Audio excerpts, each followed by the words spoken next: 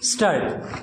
This Honorable House is aware of the policy with regard to coal that has been embodied in the second 5-year plan. The target of coal production at a figure of 60 million tons per annum has to be attained at the end of the second 5-year plan. That means an increase of 22 million tons over the existing production of roughly 38 million tons. Of these additional 22 million tons, 1 million tons of additional coal production will be in the public sector and 10 million tons in the private sector.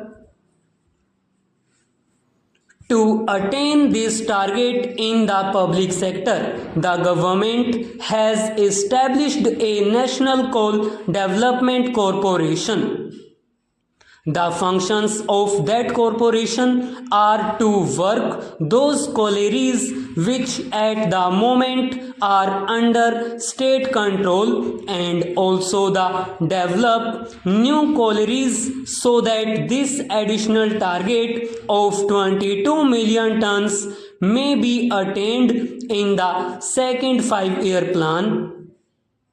When the coal position was examined, it was found that all the important area wherefrom coal could be exploited were covered either by prospective leases or by mining leases.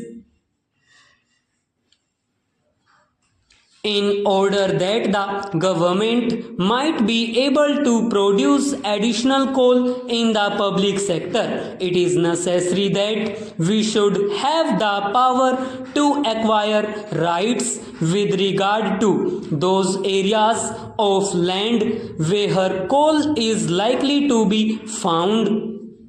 This bill therefore gives the necessary authority for the acquisition of rights which will confer upon the state ultimately when the various proceedings which are mentioned in this bill are taken. The right to exploit coal and develop those coal fields.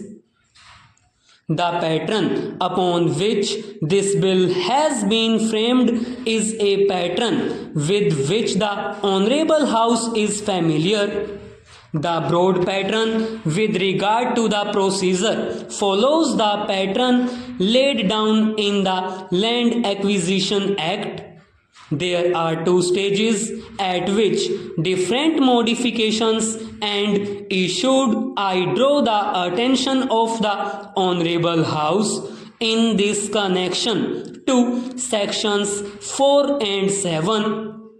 Under section 4, it is giving notice of government's intention to prospect for coal.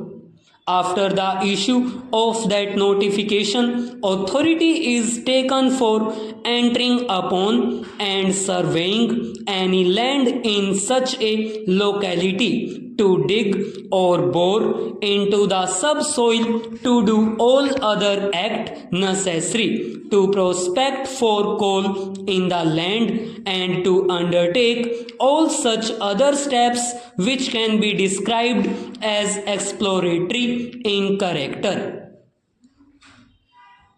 Sir, after this information is collected, preliminary work is done, and if the central government is satisfied that coal is obtainable, then within a period of 2 years from the date of issue of the notification under section 4, it will give notice of its intention to acquire the whole or any part of the land or of any rights in or over such land as the case may be. It would be necessary because otherwise government would have had on its hands areas which need not have enough quantities of coal or coal which could not be economically prospected. Then, after the issue of this notification, other things follow. The usual type of steps are visualized in order to enable the government to effectively get hold of that land and to undertake prospecting.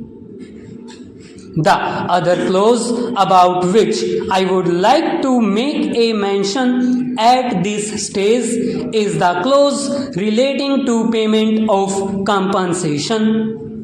There may be criticism, sir, with regard to the principles which have been enunciated for assessment of compensation.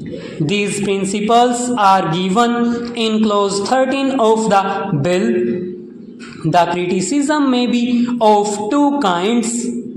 My friends opposite may criticize it on the ground that the principles that have been laid down are too liberal and are weighted in favor of those whose rights are to be acquired.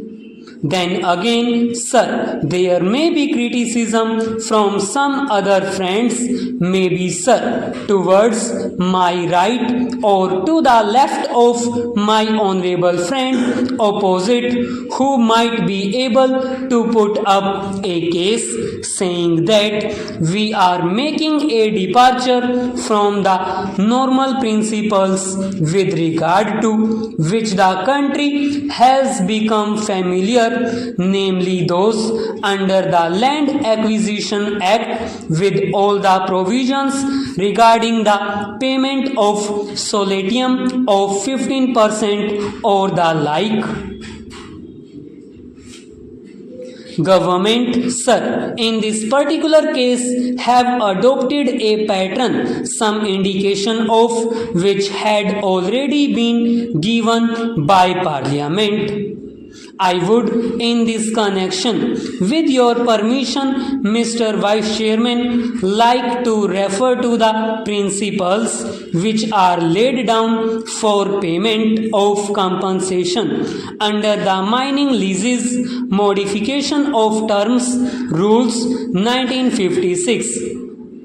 These rules, sir, were discussed threadbare in Parliament, and these rules were later on adopted. I won't weary the Honourable House by reading the various clauses of the relevant rules. Suffice it to say that the principle, which is the underlying principle in those rules, has also been adopted with necessary modifications to fit into the pattern of the present Act in the compensation clause, which is clause 13 of the bill. The principle is the liability to pay compensation.